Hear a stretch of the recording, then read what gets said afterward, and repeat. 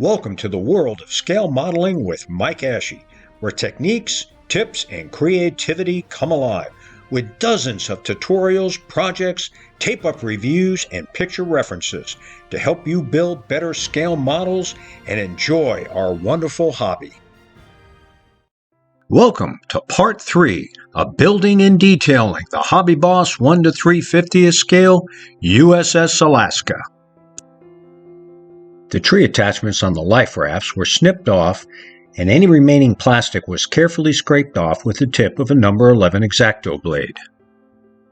The life rafts will not stack correctly unless a spacer is added between them. I use strips of 0.015 by 0.08 inch plastic for the spacers. Now, the life rafts stack correctly and the edges are even. I set a tiny lip on the forward superstructure where the inclined ladders go to add strength to the ladder's platform. I added these photoetch details to the whaleboats using Gold Medal Models parts from their 1 to 3/50th scale USS Missouri photoetch detail set. The photoetch parts are a perfect fit for the curved keels on these whaleboats. The stems on the anchors needed more angle for them to sit on the hull correctly. I also used a smaller black chain from my ship modeling supplies so the chain would wrap around the chain capstans correctly. To set the curves on the floater baskets with the rounded ends, use a 0.095 inch diameter brass rod. The flat nose pliers were used to pull the sides of the floater baskets up against the brass rod. Here are the 4 stages for forming the rounded floater baskets. The sides of the rectangular-shaped floater nets are just folded up. And here are the 4 stages for folding the rectangular floater nets. The small radars are in 2 pieces. The best way to assemble them is to cut off the round disc from its tree and then attach it to the stand.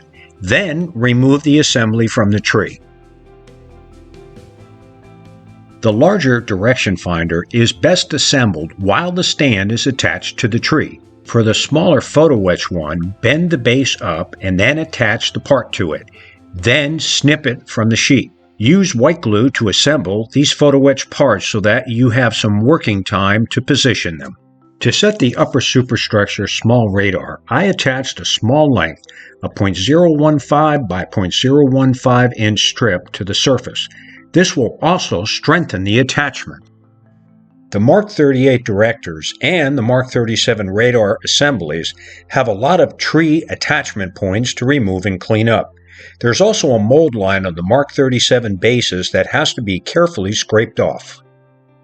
The best way to assemble the air search radar is to tape the flat matrix and attach the support frame to it with tiny drops of white glue.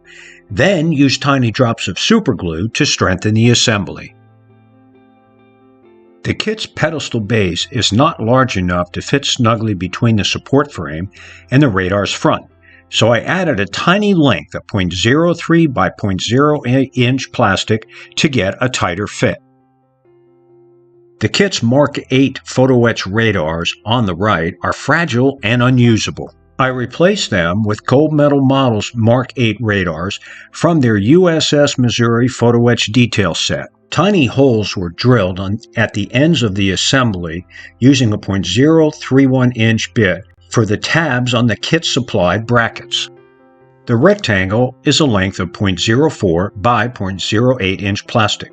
The kit-supplied brackets are difficult to position due to their small size, so use tiny drops of Testor's tube glue to position them. The kit-supplied Mark 37 radar screens are very difficult to bend and shape so that they will sit correctly in the frames. This is because there are no fold lines at the center of the screens. The kit's Mark 37 radar photoetch parts on the left were replaced with Gold Medal Models Mark 37 screens and frames on the right. Note the fold line on the GMM screen, which is missing from the kit screen. The radar brackets came from a Trumpeter Essex-class carrier, and the rod is 0.025 inch diameter. Note the pencil mark on the bracket on the left to help center it on the photoetch frame. Both Mark 37 frames are assembled, and now it's time to shape the screens. A 1/8 inch wood dowel was used to shape the main screens and the Mark 22 side radar screens. The small Mark 12 radars had 0.01 by 0.02 inch strips attached to help position them in place on the Mark 37 screen folds. The Mark 37 radars are now assembled. The Mark 22 screen on the left just needs to be adjusted up a bit, and these assemblies will be ready for painting. The small surface search radar was formed with a 1/8 inch rod. The forward tower was glued in place, and the aft tower will be attached after the smokestack is painted. The catapult frames were formed by bending one side up first. The second side was then bent up. I used my trusty 6-inch metal sewing ruler and a single-edged razor blade for bending and shaping large photoetch parts. The catapult frames are now ready for attaching the bases. To add strength to the gluing points on the catapult frames, I attach 0.02 by 0.02 inch strips to the bottom of the base. Be sure the added strips do not interfere with the placement of the interior gas cylinder detail. On the first catapult assembly, I glued the platform in place first prior to adding the railings. The platform needed to be tweaked a bit to get it to slide onto the frame. I shaped the railings and found that they needed to be cut apart to get them to fit correctly. They are not an exact fit onto the platforms. The first assembly is now complete. The photoetch aircraft crane assembly from the kit was replaced with one from a Tamiya 1:350th scale Missouri. On the second catapult assembly, after sanding the surface, I marked which side would get the railings. I test fitted the platform first and found that this one fit perfectly. This could have been the result of a slightly narrower catapult frame due to where I bent the framing. Taping the platform down helped with the positioning of the railings. Here again, the railings needed to be cut apart to get them to fit correctly. The completed platform is now ready to be attached to the catapult framing.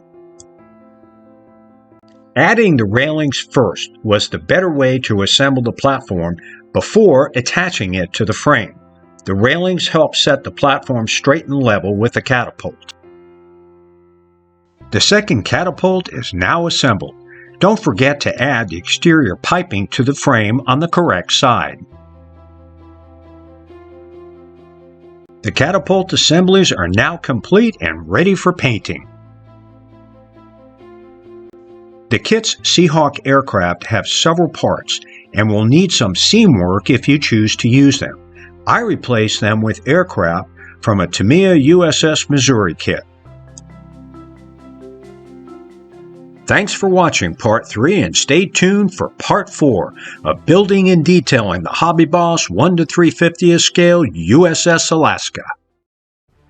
Thanks for watching, and don't forget to subscribe to our channel and give us a thumbs up. And when you get the chance, visit our website at www.mikeashley.com, where you're going to find dozens of free PDF downloads, including tutorials, picture references, model galleries, projects, and my 5 original scale modeling books.